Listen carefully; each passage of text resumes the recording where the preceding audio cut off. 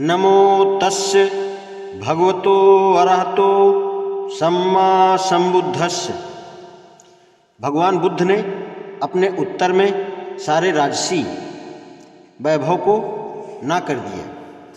मेरे प्रति राजा का जो वात्सल्य भाव है उसे मैं भली भांति परिचित हूँ। विशेष रूप से वह जो उन्होंने मेरे प्रति दर्शाया है, लेकिन यह जानते हुए भी संसार में व्याप्त रोग और दुख से चिंता होकर मैं अपने संबंधियों का त्याग करने के लिए विवश हूँ।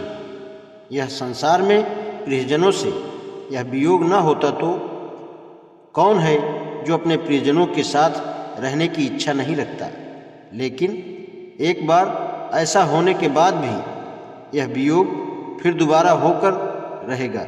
इसीलिए इतना प्रिय होने पर भी मैं अपने पिता को छोड़कर जा रहा हूँ।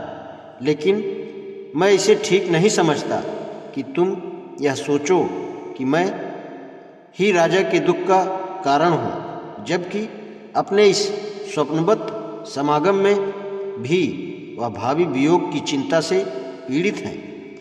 विभिन्न परिणामों को, नाना रूपों को देखकर इसलिए इस विषय में तुम्हारा मत निश्चित होना चाहिए। न कोई पुत्र और ना ही कोई संबंधी दुख का कारण है। यह दुख एक साथ अविद्या, अज्ञान के कारण ही होता है। जिस प्रकार सड़क पर चलते यात्री बिछड़कर अपनी अपनी मंजिल की ओर चले जाते हैं, ठीक वैसे ही सभी प्राणियों के समय आने पर बिछड़ना निश्चित है। सभी परस्पर वियोग अनिवार्य है। तब एक बुद्धिमान आदमी किसी भी स्वजन से बिछड़ने पर क्यों दुखी हो, भले ही वह उस स्वजन से प्यार करता हो।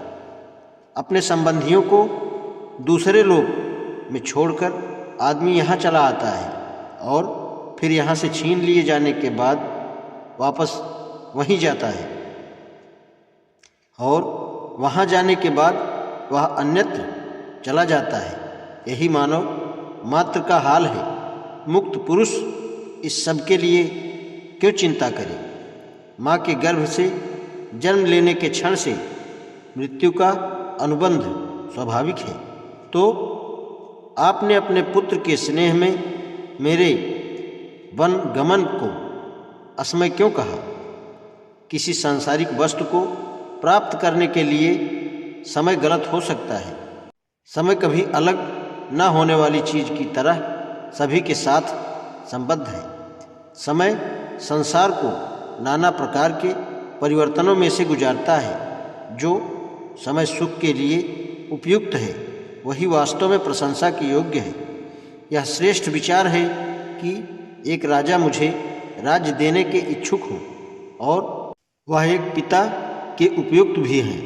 लेकिन मेरे लिए यह स्वीकार कर लेना ऐसे ही होगा जैसे कोई रोगी स्वार्थ के लोभ में प्रतिकूल भोजन ग्रहण कर ले। किसी भी बुद्धिमान के लिए राज्याधिकार कैसे उचित हो सकता है जिसमें स्वप्न लोक है, जिसमें चिंता है, मोह है और क्लांति है, और जहाँ दूसरों की दास्ता व अन्याय के माध्यम से सभी मानवीय अधिकारों का उल्लंघन है।